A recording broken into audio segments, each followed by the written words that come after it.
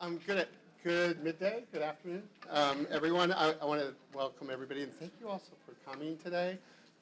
We really appreciate. I know things are crazy up here, but I want to welcome everybody to what we call Children's Week. So on Sunday was Children's Day, and we have created a week of sort of activities for kids because we would argue that kids are often an afterthought in public policy discussions.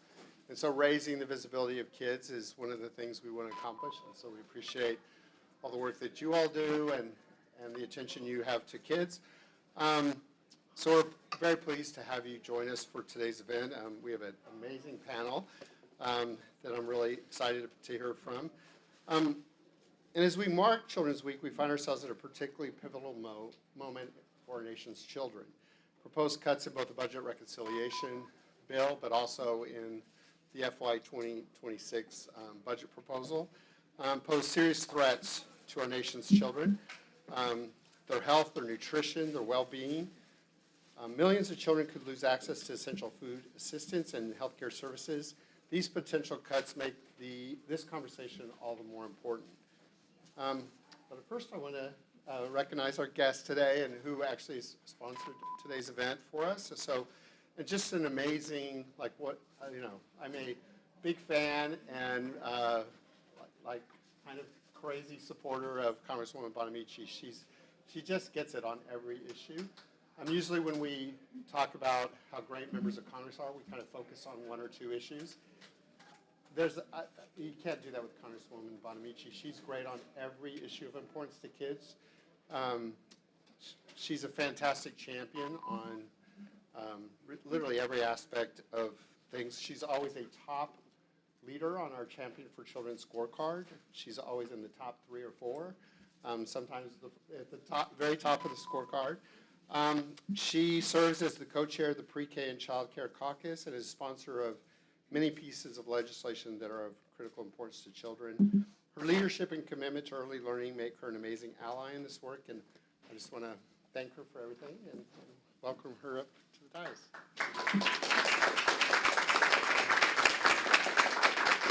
Thank you so much, Bruce. I didn't know you were going to talk about my report card today. That was our report card. You're on top of our report card. Well, thank you for the very kind introduction, and thank you for inviting me to be here today. I want to start by wishing you a happy Children's Week, but for me, every week is Children's Week. I'm a mom, not yet a grandmother, although I'm patiently waiting.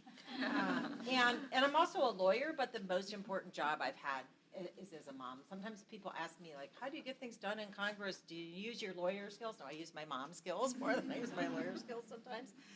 Be nice to people, do the right thing.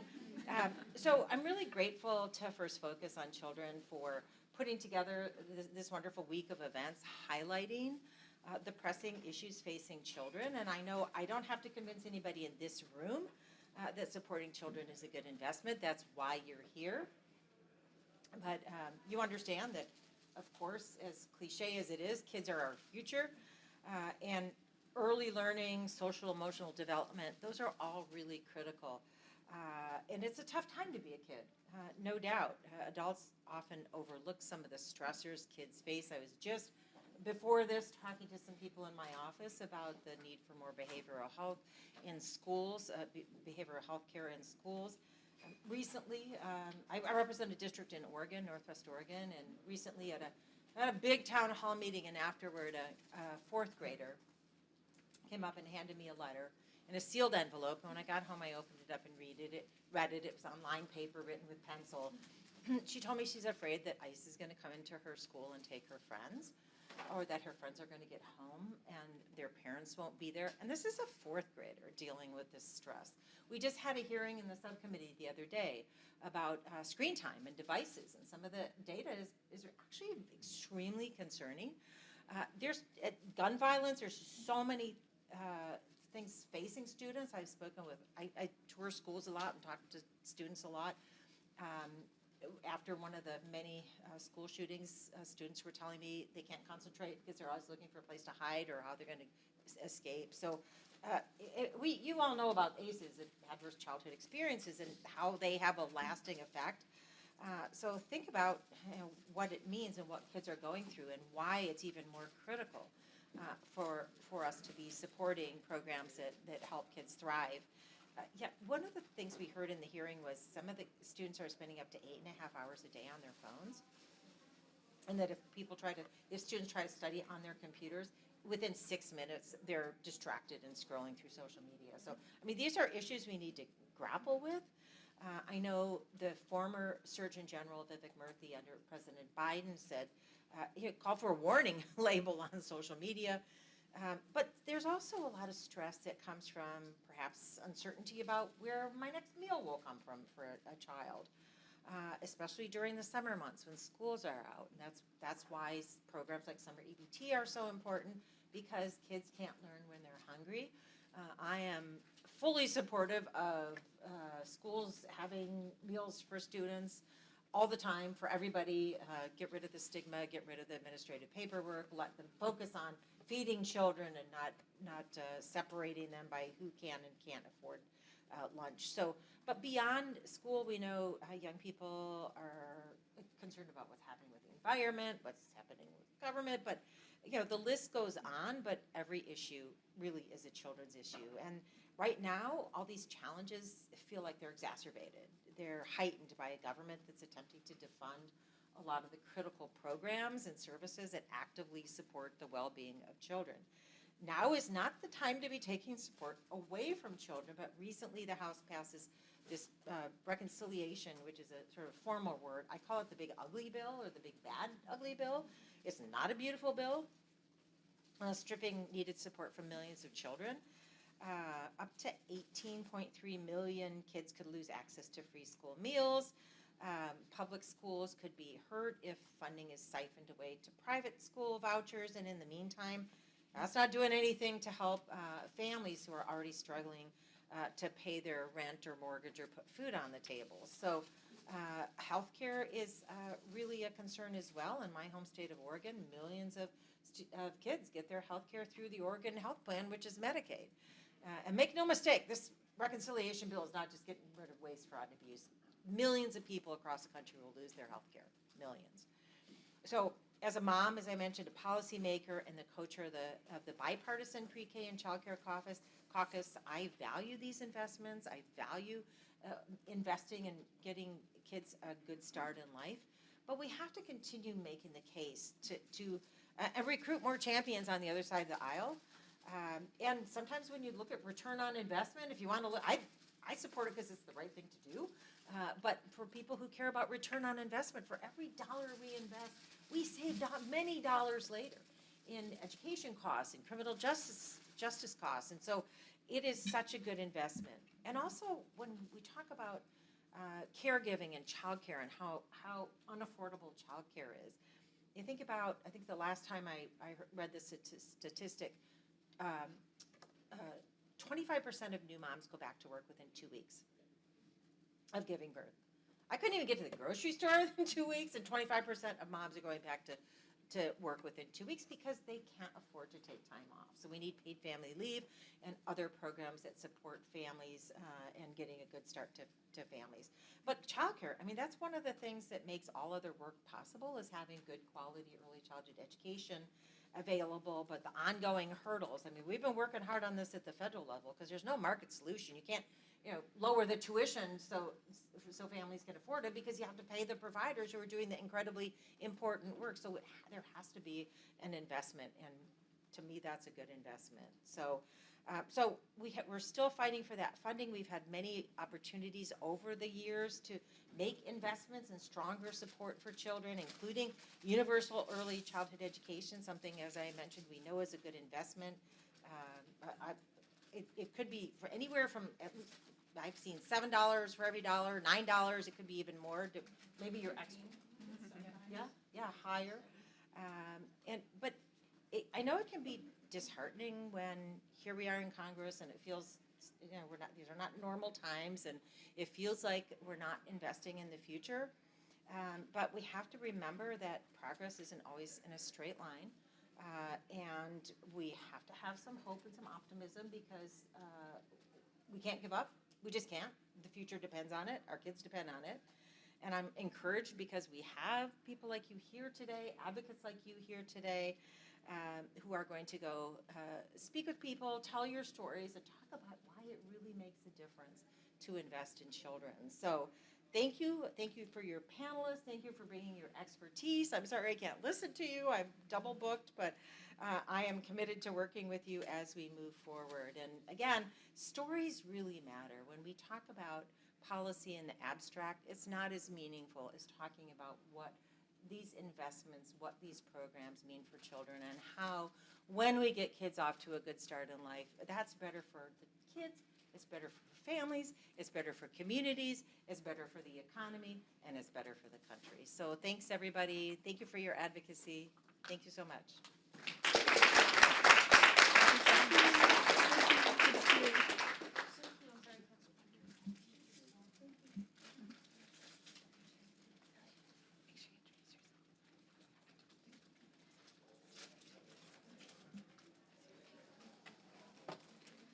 Hi, everyone. Thank you so much for joining us today. Thank you so much, Congresswoman Bonamici and her wonderful team for sponsoring this event today. We're so glad to have you all here with us.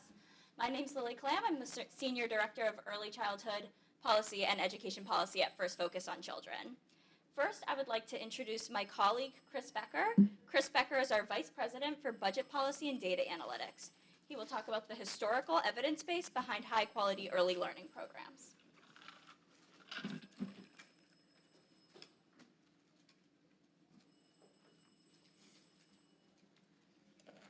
Thank you, Lily. Like you said, I'm Chris Becker. So my background is as an economist, and definitely economists can't tell you everything there is to know about early education policy. If you want to know all the ins and outs and the details, you should definitely ask our experts here on the details. But there is one thing that economists are pretty good at, which is looking at this return on investment aspect of policy that Congresswoman Bonamici mentioned. Cost-benefit analysis. When we spend money on these programs, are we getting a good bang for our buck? And I'm not sure that there is a policy area that has been more thoroughly vetted and more convincingly proven to have benefits that are worth the money that we spend than these early education programs. Things like Head Start, things like universal preschool. The evidence base here is really overwhelming. First of all, early education programs like Head Start do the job that they're supposed to do, which is to get children ready for school. They definitely make it so that when these children enter kindergarten, first grade, second grade, they're much more prepared for that education and for the social and cognitive aspects of going into school than they would be otherwise. We know that for sure. It also provides child care to many parents who need it.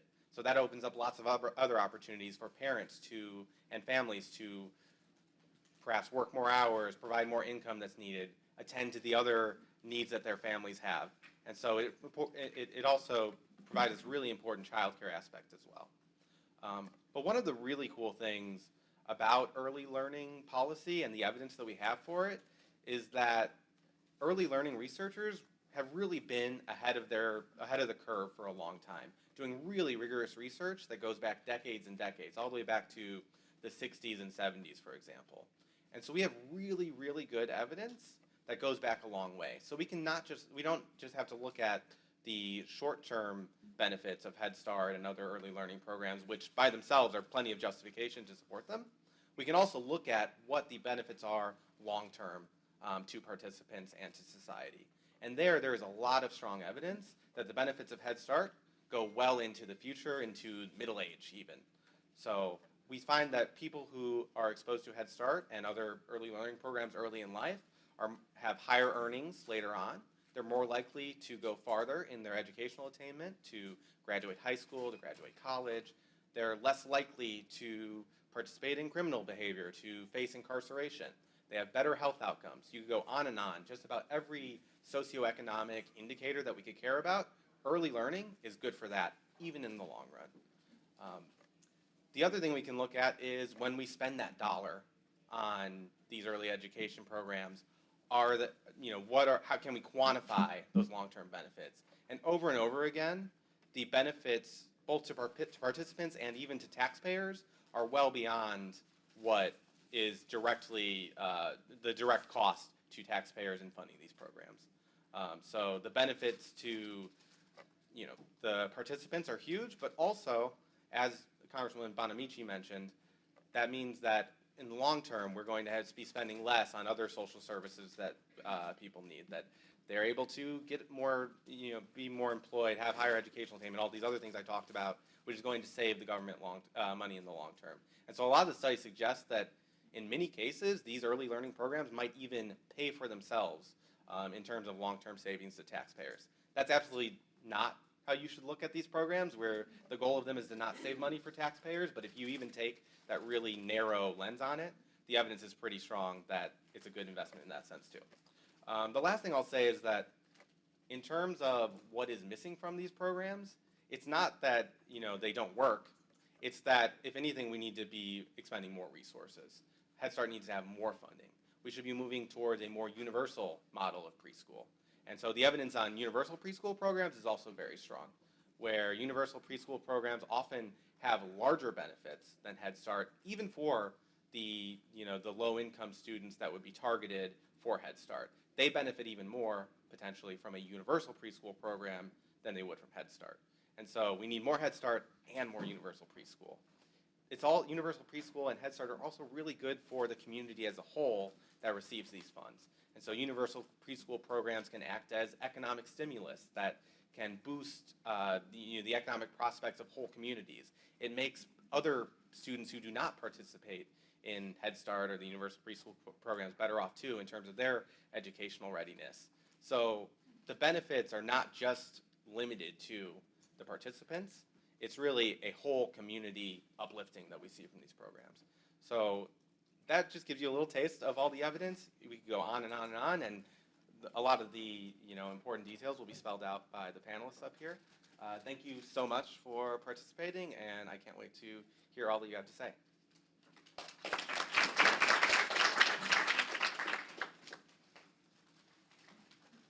Thank you so much, Chris. Next, I would like to introduce Dr. Anna Johnson.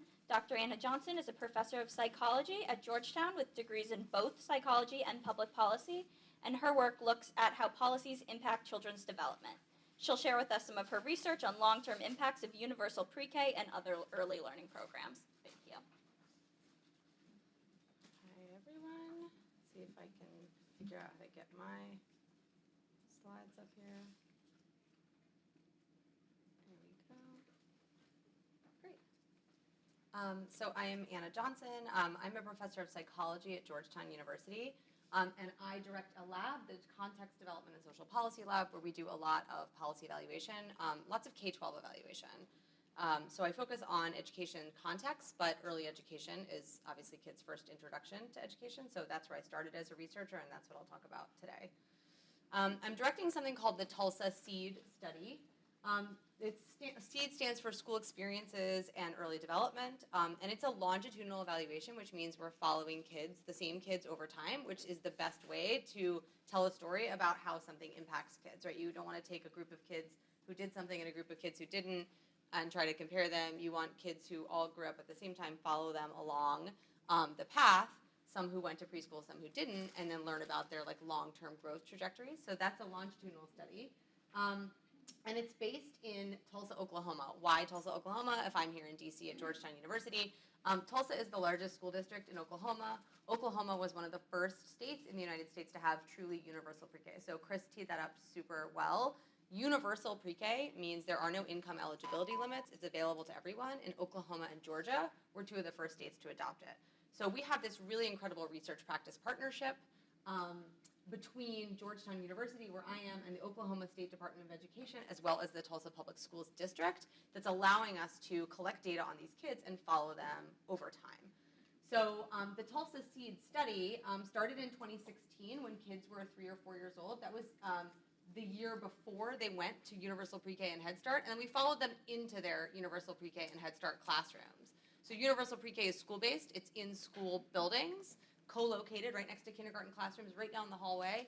And then we follow them into kindergarten, into first grade, here's where COVID happened. It closed their schools for second grade. They returned to school in third grade. We stuck with them, and they just finished sixth grade. So they just finished school last month. So this is what I mean by longitudinal. We'll following the same group of kids over many, many years so we can learn about them, both those who went to these universal pre-K programs and Head Start and those who didn't. So really importantly in Oklahoma, universal pre-K, again, everybody who wants to attend can. And so there's what's called a very high penetration rate. So about 82% of low-income 4-year-olds in Tulsa go to either Head Start or a school-based universal pre-K classroom. That is a huge take-up rate for something like early childhood education.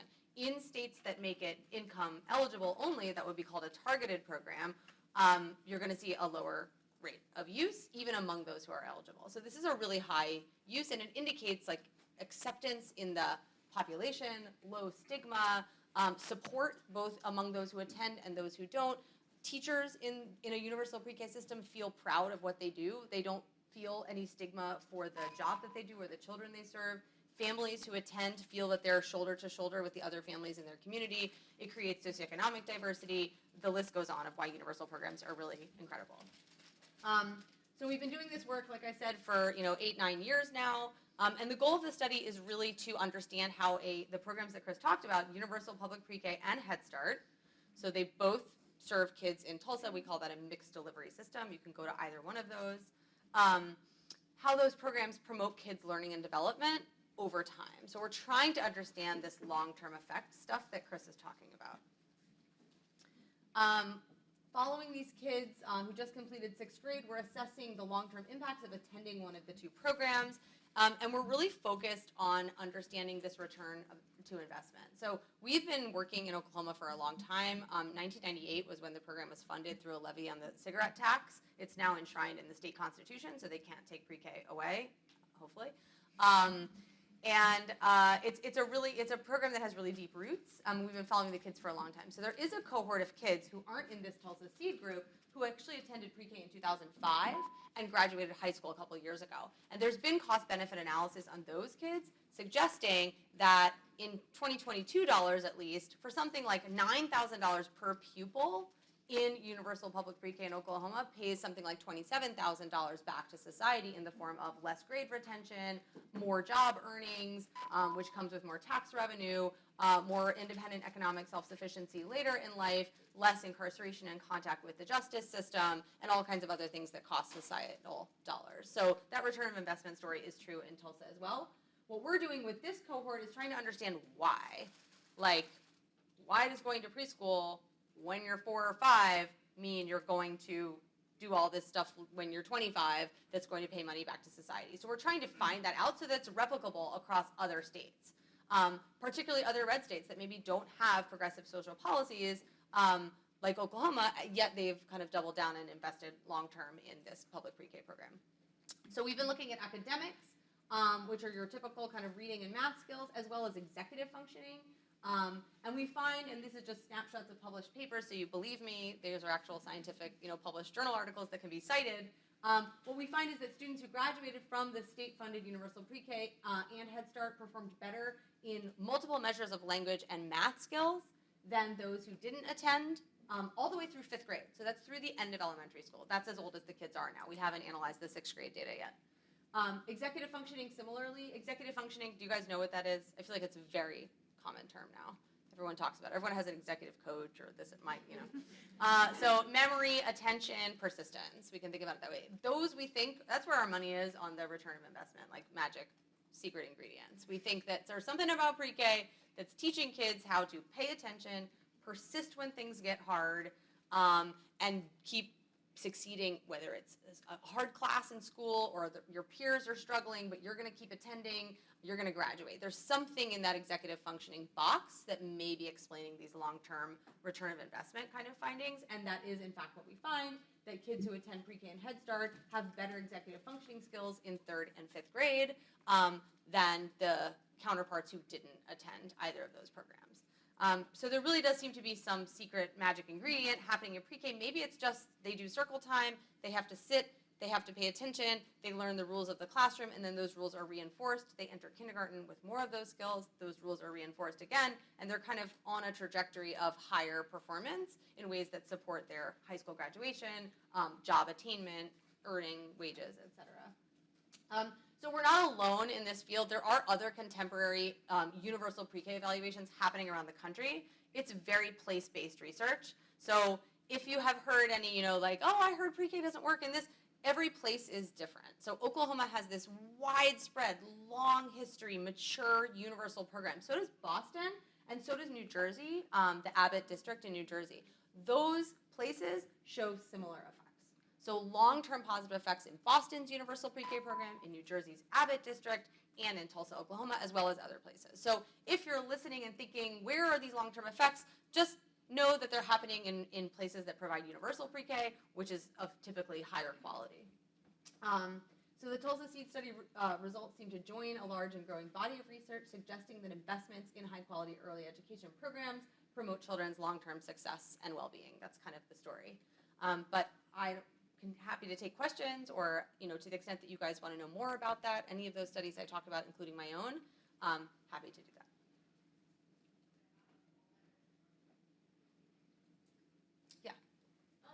Do teachers, I mean, I don't know if you've examined this in any of your research, but like, do teachers in 3rd and 5th grade classrooms, do they notice a difference in the students, or like, have they stated anything in like witnessing differences in students, whether that's ease in teaching or just like grasping information easier? That's a great question. So in our study, we do teacher interviews and classroom observations to really try to understand like what's happening to answer those exact kinds of questions. And I would say anecdotally, as early as kindergarten, the teachers know who came in and went to preschool and who didn't. So it's a lot of that kind of executive functioning stuff. It's like, okay, everyone, find your letter on the rug, circle up. The kids who've been in preschool are like, there's my letter, boom. And the kids who haven't been in a classroom before take a little bit longer to kind of like learn the rules of the game. So they can tell as early as kindergarten. I think by 3rd and 5th grade, I'm not sure how noticeable the effects are to the teachers if the kid went to preschool, but certainly if we're seeing effects on their academic performance, the teachers would probably say, those are my higher performing kids.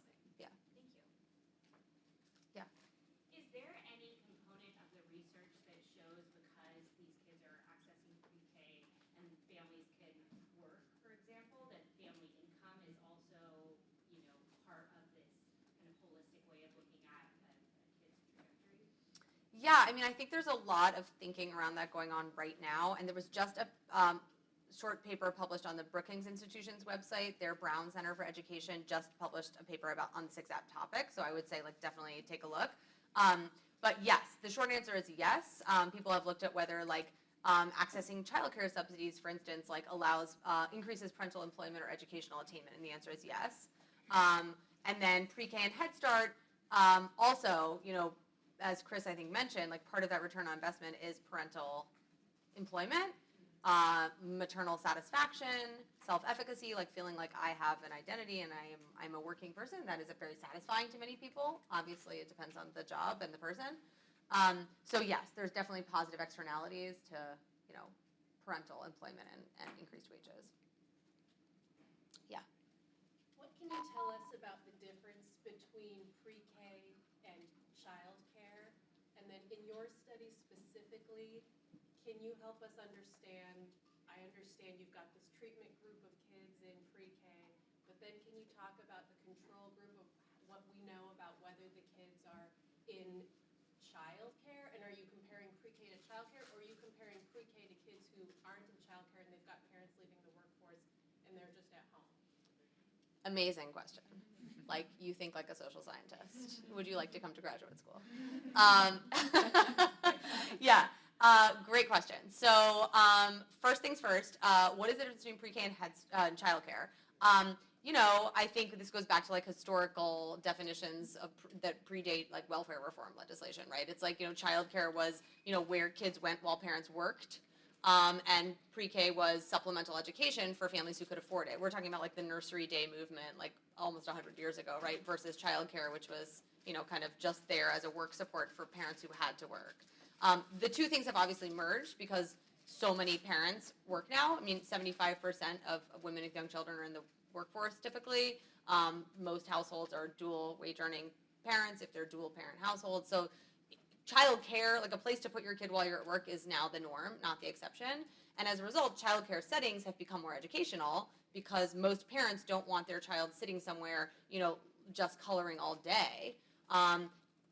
On the other side, pre-K programs, which were designed to be supplementary educational and for like a wealthier subset of the population, are no longer just a 3-hour thing where you go. It's actually a day long because those mothers also, or parents also, need childcare. So the two have, I think, narrowed in terms of their definition. I would say practically today, pre-K is often in a school building or contracted with a school district, whereas childcare is often, although not always, if it's publicly funded through CCDBG, like vouchers or subsidies delivered to families, or like a slot, a contracted slot paid for by the CCDF So funding.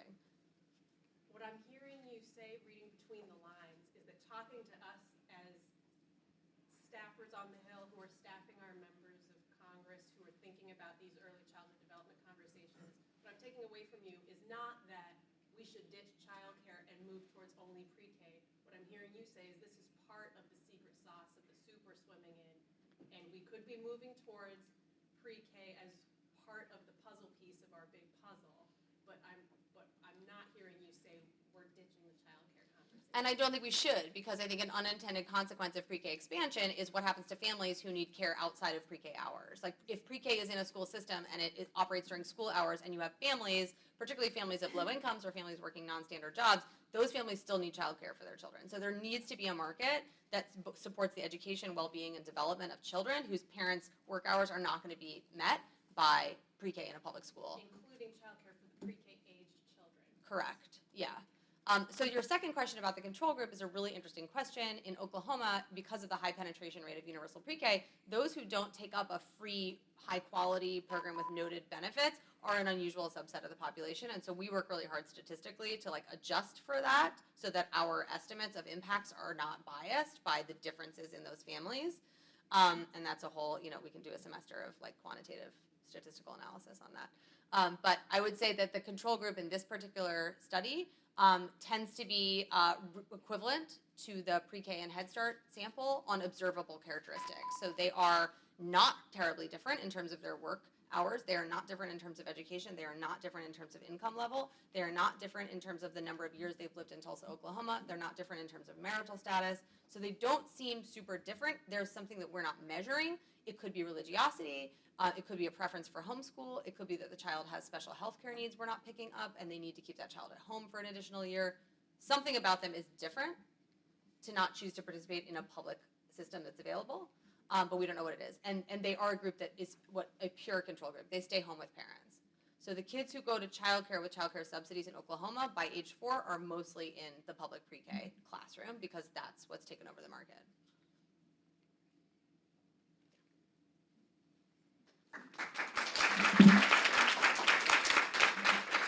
Awesome. Thank you so much, Dr. Johnson. That was fantastic. Next, I would like to introduce Averi Pakulis and Casey Peaks, our federal policy experts. Averi is our Vice President of Early Childhood and Public Health Policy at First Focus on Children, and Casey Peaks is the Senior Director of Early Childhood Policy at the Center for American Progress. They will discuss the current state of early learning policy as well as threats and opportunities. So I have a few questions for them today. This one's for both of you.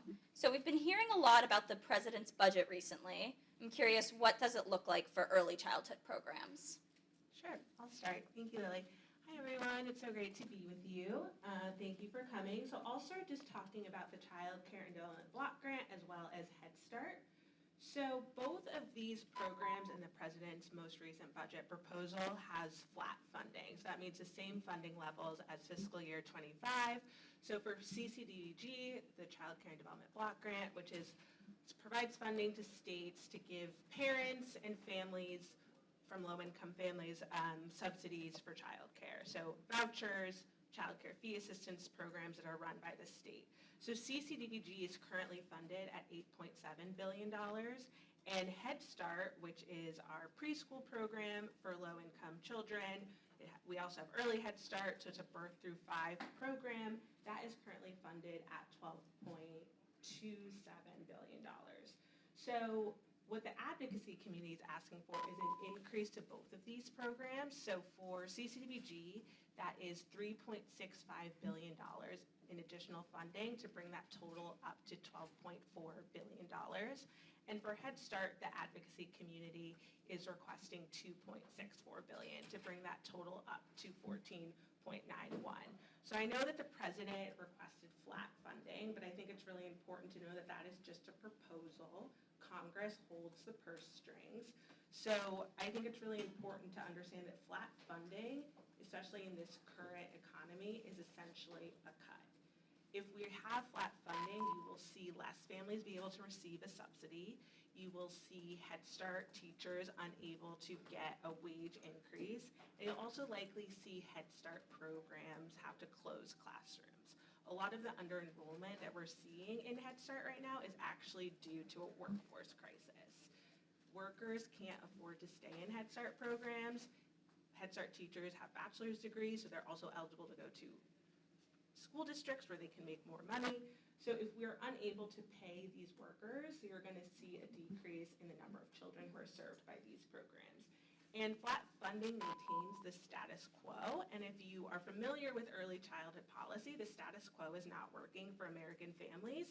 The majority of American families live in a childcare desert, which means there aren't enough licensed childcare slots in their communities to serve the children that need care.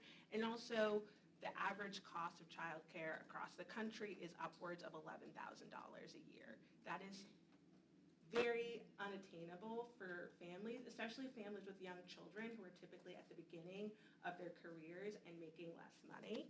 And currently, we have an issue with these programs that they're not serving all eligible children. So there are 6.3 children under the age of 5 who are currently eligible for CCDBG, and only 13% of eligible children are receiving a subsidy through the program. So if we flat fund that, that number will go down and that percentage will go down. And if we look at Head Start, of all of the children who are eligible for Head Start, only 26% are enrolled in Head Start, and only 10% of infants and toddlers who are eligible for early Head Start receive those services. So these are programs that are critically important to families, our economy, and if we flat fund them and we see less children enrolled, we'll just see greater barriers for parents to be able to go to work. As we learned today, less children prepared for kindergarten. Hi, everyone. Thank you so much for being here. My name is Averi, and thank you, Lily, for the question, and Casey. A couple of other early childhood programs in the president's budget that are of note and of concern to us are the preschool development grants. And these grants help states improve their early learning systems by funding efforts to coordinate programs across the state. So a state can apply and choose to use these programs in a variety of ways. Some of the ways states have been using them is to increase family engagement in early learning, to increase early learning professional compensation and professional development opportunities for those working in the field, to serve additional children and families, and other efforts as well. The president's budget, the FY26 budget, has proposed to eliminate the preschool development grants, which is of pretty great concern for us and many other of our advocate colleagues as well. And this money is unique because it allows a state to look system-wide, and so that money that does that is sometimes hard to come by. So that's not even just flat funding, that is a complete elimination of that program. Another program that we are, two others, IDEA Part B preschool grants are zeroed out in the president's budget proposal and consolidated with IDEA Part B state funds and programs. And that consolidated program does not add up to all the programs that were supposedly consolidated under it. So we are pretty concerned about that. And that would be a huge structural change to IDEA as well. And then lastly, I'll talk about C-Campus, which is a program called that stands for Child Care Access Means Parents in School. And this helps parenting students, college students, afford childcare and provide childcare for their children. The program currently helps 3,300 college students who are parents to afford childcare, but there are 1.5 million college students who are parents across the country, and so it's at the moment a drop in the bucket. This really vital program, I mean, it's obvious in so many ways why this is important, but imagine attending school as a parent with a child who needs constant care, possibly working a job as well, and trying to afford that care for your child. So this program is really vital for the students that it is able to serve. It's currently funded at $75 million, which is a gross underfunding of that program, but the president also has proposed eliminating it. So I think with the programs that Casey mentioned, that would be flat funded under this proposal that is not a reality at the moment and hopefully will not be. Plus these cuts paints a pretty scary picture for families and their children. Great, thank you both. So this next question is just for Casey. So what's going on with Head Start? A couple months ago, we heard it was under threat of complete elimination. What happened? Where are we now? What is going on with Head Start? Lots of things are going on with Head Start, and unfortunately, none of them are good. So Head Start has been taking attack after attack, month after month, since the new administration came in. So I will give a very quick overview of the monthly activities with Head Start. So in January, shortly after the new administration came into power, we had a funding freeze, and that was across all federal grant programs. But that really impacted Head Start because Head Start programs are federal to local, so they can draw down their funds directly from the federal government. But they use these funds to pay their teachers, to stay open. So when this funding freeze happened, a lot of Head Start programs didn't know if their money was coming. A lot of them had to send out notices to their families saying, we might be closed on Monday. There was one Head Start program in Wisconsin that told their parents to come immediately in the middle of the workday to come get their children because they had to close their doors because they had no access to funding. So that happened in January. The funding freeze was lifted because of a court order, but there is still just so much uncertainty with the Head Start program. Shortly after that, in February, we saw firings start to happen at the Administration for Children and Families, and 20% of the Office of Head Start staff were laid off. Now, like I mentioned, this is a federal to local program. So when local Head Start programs have concerns, they go to federal staff to get help. They go there if they need to draw down funding. We saw in areas that have natural disasters like the fires in California or the hurricane effects in North Carolina, if you have emergency needs, you go to the federal staff to get additional funding. And without federal staff, that's very hard to do, and it's very hard for Head Start programs to manage. In April, it was when we saw half of the regional offices close. So regional offices have a lot of on-the-ground understanding of what's happening with the states that they oversee. And that is where, instead of coming to the DC office, most Head Start grantees will go to their regional officers, and that's where they get their funding, that's where they get their technical assistance. If there are any concerns in the program, that's where they go to file their reports. And so there was a lot of unclarity of where grantees go. And also, with these funding delays, a lot of providers a lot of Head Start grantees just got an email saying, if you don't have funding, email this very large email account that was really to serve the whole country, and there are over 1,600 Head Start grantees. They didn't know if anyone would respond to their concerns. It kind of just went into the abyss. And as Lily mentioned, in May, there was a leaked document saying that the president's budget was going to eliminate the Head Start program. And of course, I just said that did not happen. We have a flat funding, but I think it's really important to know that Head Start is not out of the woods just yet. Because we're kind of under a CR right now, Head Start grantees are on a different kind of drawdown system than normal. So every month, on the 1st, we have a new round of grantees who are looking to get their federal grants. And so every 1st of the month, I'm getting calls from grantees saying, I don't know if my funding's going to come. I might have to close. We're seeing grantees applying for loans to have to cover their costs. A lot of financial services don't want to give loans to Head Start programs because their financial situation is a little risky right now. So we're seeing a lot of concerns. And like I said, with flat funding, if these Head Start teachers who are already not making a lot of money, they're unsure if they're going to get paid from one week to the next. why would they stay? So a lot of Head Start grantees are coming to us and saying that they're very concerned, especially with the new school year about to start, that a lot of their Head Start teachers are going to go to school districts, and we know that there is a teacher shortage in K-12 as well. So there's a lot of disruptions that are happening, and we've done a lot of mapping to show that this is happening in communities across the country. 45.9% of all Head Start grants go to rural communities. And in these rural communities, like I mentioned, the majority of the country is living in a childcare desert. This is even more pronounced in rural communities where often Head Start is the only childcare game in town. So if Head Start were to be eliminated, rural communities would feel that effect the most. And we've heard from providers. My colleague Haley's in the room. We're talking to providers all the time, especially in rural communities, who are like, if we are closed, there's nowhere else for our family to go.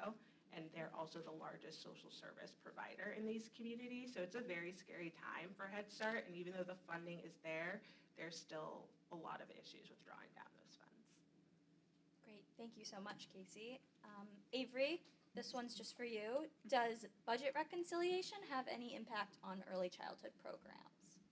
Thanks, Lily. I'm going to pick up the pace here because I don't want to keep everybody late, and we've got another presenter to go. But I will very quickly touch on reconciliation. And the programs that Casey and I talked about in the first question are discretionary programs. So those are not actually affected by this budget reconciliation process. There are some things under that process that do touch on childcare, but I guess the way that we're thinking about it and the way that childcare families will most be impacted by the budget reconciliation bill that has passed the House and the Senate is now debating is by the cuts to other programs that will impact them. That might make a family who may already be struggling to pay for childcare not be able to continue their being insured by the Medicaid program. So we're looking at $300 million in SNAP cuts. So a family that may already need some help may be more vulnerable now if this budget reconciliation bill is to pass. The bill includes the largest funding cuts for Medicaid in the history of the program. So we have a lot of concerns, but they're very broad, and the reconciliation bill really touches on so many programs that impact families who also happen to need childcare and use a lot of the programs, of the discretionary programs that we're talking about today. Thank you so much. So this is for both of you. Very tough question, very quickly, wondering, looking forward, what are your recommendations for the future for early childhood programs? Sure. I can start. I think long term, and this is looking further and further away day by day, but I think long term we want to get to a situation where we have universal free birth through 5 early childhood education. And I think it's really important to call it education, as we heard from the Tulsa example, like this is setting kids up for success. And if we have a free and universal K-12 system, we should also have that for early childhood. We're probably not going to get the funding to do that anytime soon, so I think it's really important for states to do what they can. Every year, the Center for American Progress analyzes governors' addresses, State of the State addresses, and 63% of governors are mentioning early childhood education in their State of the State addresses. This is incredibly important for states, so I think in this time where federal funding might not be coming down the pipe in a very robust way, there are amazing examples happening in Tulsa, in Minnesota, in Boston, and New Mexico that are really showing that there are things that states can do to set up strong programs for their children and families while we await for this robust funding that will allow us to have a universal birth through 5 system across the country. My notes said very, very similar things. I think one thing I will add is that ultimately we want to see an early childhood system that's available to not only to some kids and to those kids whose cities or states have taken great action and made progress on this front, but to all kids equally across the country. So it's really that's why a federal approach is very important in this area, because we don't want to see a child who has, in Tulsa, which is wonderful that they've made progress and they have this program available universally, but it's not acceptable that a child in a neighboring state would have no such opportunity. So I completely agree with Casey. And then, again, back to this flat funding cuts, the proposals that are out there, I think we want to make sure that we're not satisfied with flat funding, that we are going to keep pushing for what we know, for the need that we know is out there. So that's honestly and confidently stating what the need is, even though we are in a tough environment right now. So I'll stop there. Great. Thank you both so much. We're so grateful to have had you both with us today. Next, it's my pleasure to introduce Dr. Susan Savage. Dr. Savage is the Research Director for the Child Care Resource Center in California. She joins us today to talk about the impact federal funding and programs have on the ground for kids and families. Thank you. Now, I will test my tech abilities. I am not a Mac person, so thank you so much. It takes so many hands to make technology work, so thank you for having me here. I appreciate it. Yeah. So I'm actually going to advance slides because all of the panelists have made my case for me. I can go home. Thanks, bye. No, just kidding. So, but they have talked about the return on investment, the broad policy implications, what it means for the impact to families and children. So I'm going to completely skip this slide and say ditto. Thank you. But what does this mean at the local level? Because when we want to meet with our representatives, that's what they're interested in addition to the research and the data. What about the families and providers and constituents in my districts?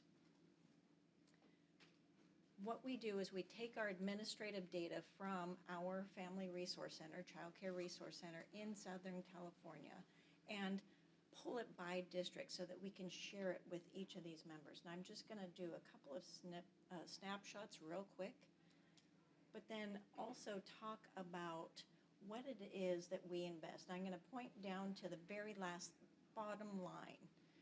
When we look at our data, we find that parents, because they get subsidized childcare and they can go to work, their employment income, not any aid, but from working, is $1.3 billion. And where do they spend that? Well, I can tell you, on average, they make $25,000 a year. They're not going to the Bahamas. They're going to the gas station, the grocery store, and Walmart. And so when we fund programs up here, it's an investment in each of our communities. We also wanted to find out, what does this mean to the business community? And so we pulled the industries where these parents work.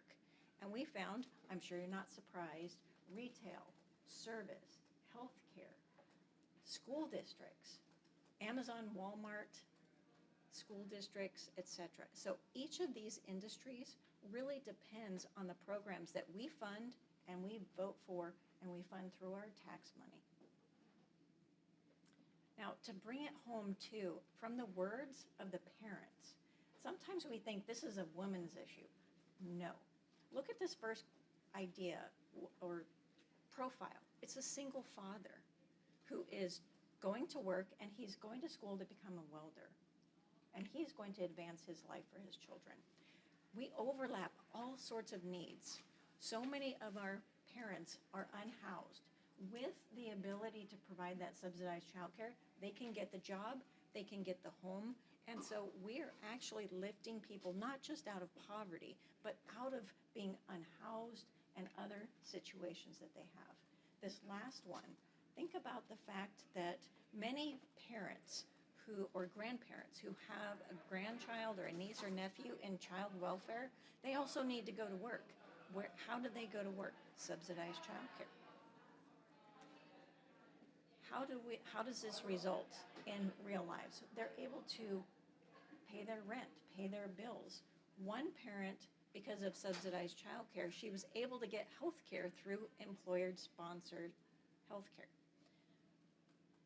We also continually hear, I am able to focus at my job. Again, it's a business issue. How many employers want dedicated parents who really can focus on their job? We hear 60% of our parents say, because I have childcare, I can work the overtime.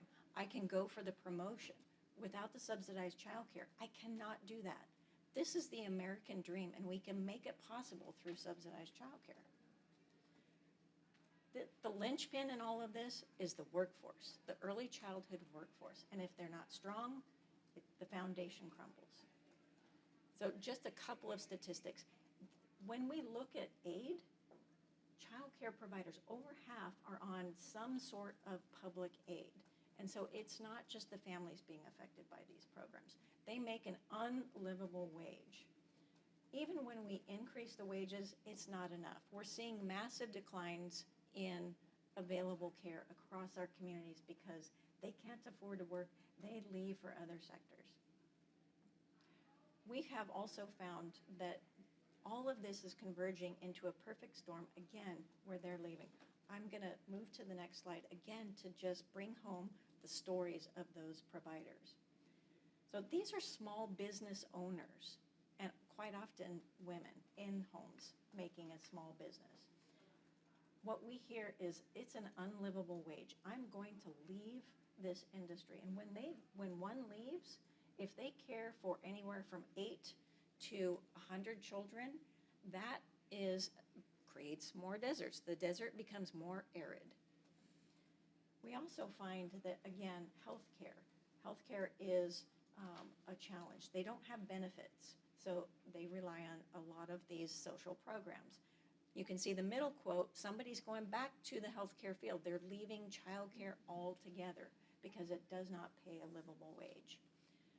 Enrollment's going down, they can't pay their bills, they're going to exit. We also heard that when we get paid, it doesn't go to our bills sometimes, it goes straight to the children. We heard from so many home-based providers that they are the ones who feed the children out of their own pocket. I heard from a grandparent when her daughter had COVID. She had her granddaughter stay with her for 2 weeks. What business offers that? What typical childcare offers that? We need to be supporting these home-based providers in order to support the whole family. And again, I love this middle quote. I'm not caring for computers. I'm caring for babies, for humans. And parents cannot work without this service. And by funding us, you're funding the whole economy. So she couldn't have said it better, so I appreciate that woman. And then again, they're talking about leaving the field, which means leaving the parents in the lurch. And I know we are at time, so I'm just going to say, feel free to come get my business card. I can give you the QR codes for additional materials. We have stories and videos, and what I want to be able to do is get the data that is needed to make your case into the hands of who needs to hear it, whether it's through a video, through numbers, through stories, whatever you need, please do come to me, because that's why we're doing this important work, and we can partner in this way to make that happen. All right, thank you.